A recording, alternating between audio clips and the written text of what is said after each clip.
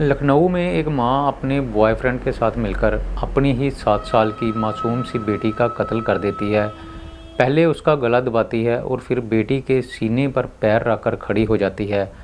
जब उसको पूरी तरह से यकीन हो जाता है कि उसकी बेटी अब मर चुकी है, वो उस मासूम को बेड के बॉक्स में बंद कर देती है। अगले दिन शव से बदबू आने लगती है तो माँ शव को बॉक्स से निकाल कर बाहर रख देती है, एसी के सामने रख देती है और उस पर परफ्यूम छिड़कती है और शव के पास बैठकर अपने बॉयफ्रेंड के साथ शराब पार्टी करती है, ड्रग्स लेती है। जब उसका इतना कुछ करने पर भी मन नहीं भरता तो वो पुलिस को फ़ोन करती है और अपने पति को ही इस हत्याकांड में फंसाने की कोशिश करती है और पुलिस को कहती है कि उसका पति उसकी बेटी की हत्या करके भाग गया है।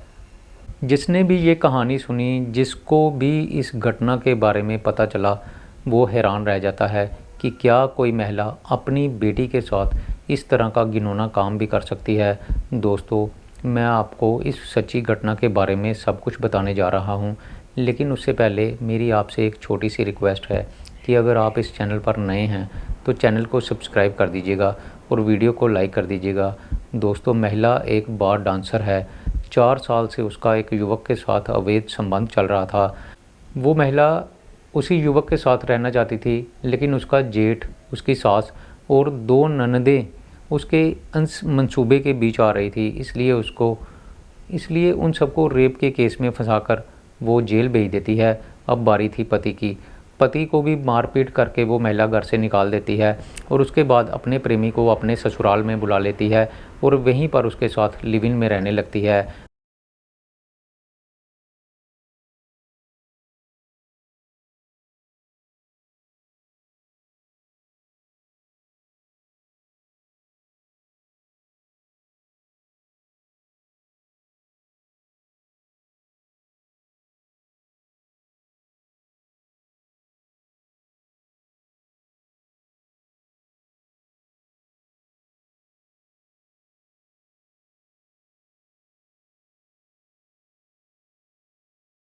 'पति जेल चला गया था। महिला उसकी पूरी प्रॉपर्टी को हड़प करना चाहती थी, लेकिन बेटी बीच में आ रही थी। इसलिए वो बेटी को ही बीच रास्ते से हटाने की योजना बनाती है। घटना है केसरबाग के खंडारी बाज़ार की। यहाँ पर रहने वाले शाहरुख की शादी आज से तकरीबन 10 साल पहले रोशनी नाम की लड़की से होती है। दोनों की एक 7 साल की बेटी होती है।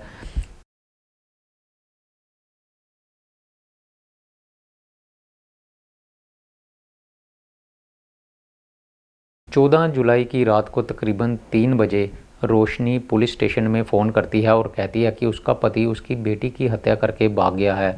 पुलिस रोशनी के घर पहुंचती है तो रोशनी बताती है कि उसका पति शराब पीने का आदी है।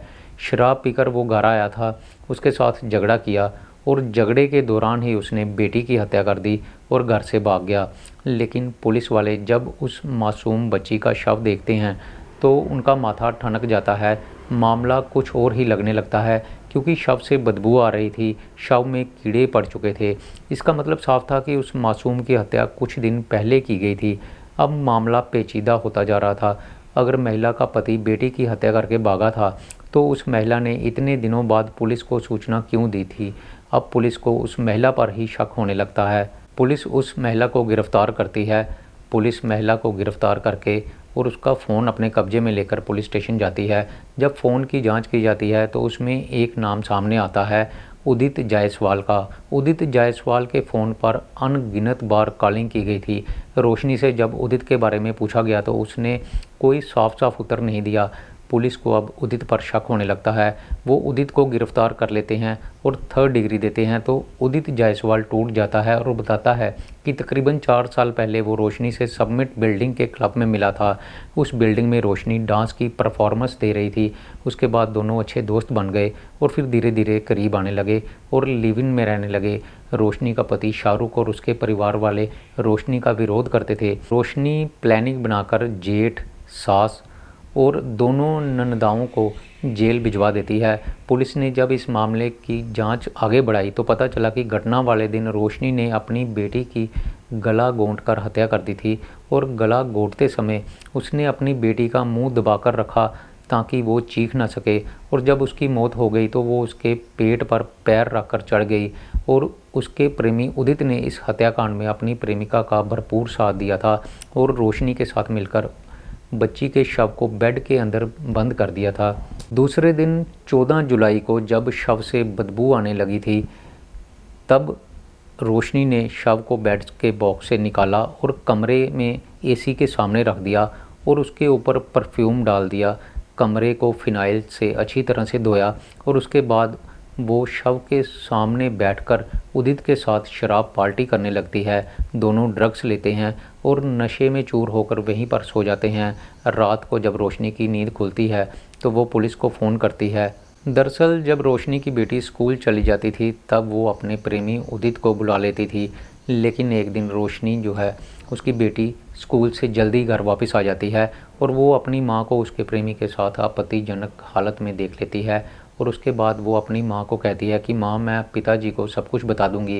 रोशनी ने उसको बहुत समझाया लेकिन वो नहीं मानती और वो हर हालत में अपनी माँ की करतूत अपने पिता को बताना चाहती थी। रोशनी ने बेटी को बहुत मारा पीटा और उसके बाद गला दबाकर उसकी हत्या कर दी और फिर इन लोगों ने शाहरुख को इस हत्याकांड में फंसाने का प्लान बनाया। पुलिस स्टेशन में रोशनी फ़ोन करती है और कहती है कि शाहरुख घर आया था और बेटी को मारकर चला गया।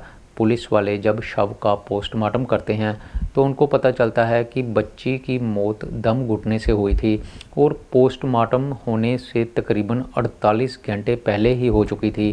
तकरीबन 10 साल पहले जब रोशनी की शादी शाहरुख से हुई थी, रोशनी दिल्ली में बार डांसर थी। तकरीबन 10 साल पहले उसकी शाहरुख से शादी होती है और तब वो उसके साथ लखनऊ चली जाती है और लखनऊ के क्लब्स में वो डांस करना शुरू कर देती है।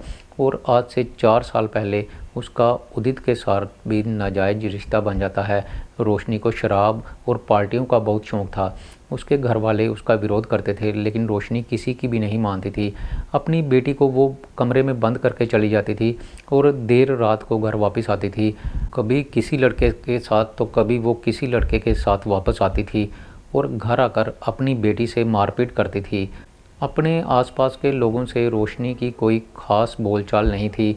वो कभी किसी से बात नहीं करती थी, बस इंस्टाग्राम पर अपनी रील डाला करती थी। रोशनी बड़ी शातिर दिमाग थी।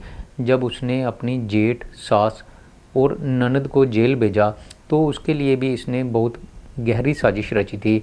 उसने इंस्टाग्राम पर अपनी बेटी का एक वीडियो बनाकर डाला था जिसमें कि उसकी बेटी कह रही थी कि उसके बड़े पापा ने उसके साथ रेप किया है।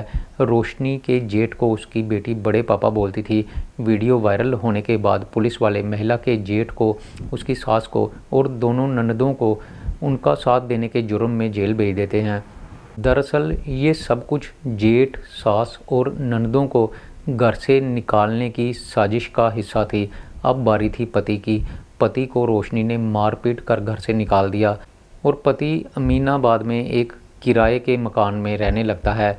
अब पुलिस को रोशनी ने सूचना दी कि उसके पति ने उसकी बेटी की हत्या कर दी है, तो पुलिस वालों ने रोशनी के घर के आसपास लगे हुए जब सीसीटीवी कैमरास की फुटेज को चेक किया तो पता चला कि शाहरुख हत्याकांड वाले दिन घर आया ही नहीं था और पुलिस को रोशनी पर ही शक होने लगता है क्योंकि रोशनी बार बार झूठ बोल रही थी और पुलिस को गुमराह करने की कोशिश कर रही थी। इसलिए सबसे पहले पुलिस वाले रोशनी को पकड़कर जेल लेकर जाते हैं और रोशनी से उसके बॉयफ्रेंड का पता चलता है और जब फिर इन दोनों से कड़ाई से पूछताछ की जाती है तब सारी घटना खुलकर सामने आ पाती है। तो दोस्तों मैं यहाँ पर यही कहना चाहूँगा कि देखिए आजकल के ज़माने में नैतिकता कितनी गिर चुकी है। एक माँ ने अपने प्रेमी के साथ रहने के लिए अपनी ही बेटी को जान से मार दिया और इसका इल्ज़ाम अपने पति पर लगाकर उसको जेल भेजने की गहरी साजिश रची। लेकिन अपराधी चाहे कितना भी शातिर क्यों ना हो, एक ना एक दिन पुलिस की पकड़ में आ ही जाता है और इस केस में भी ऐसा ही होता है।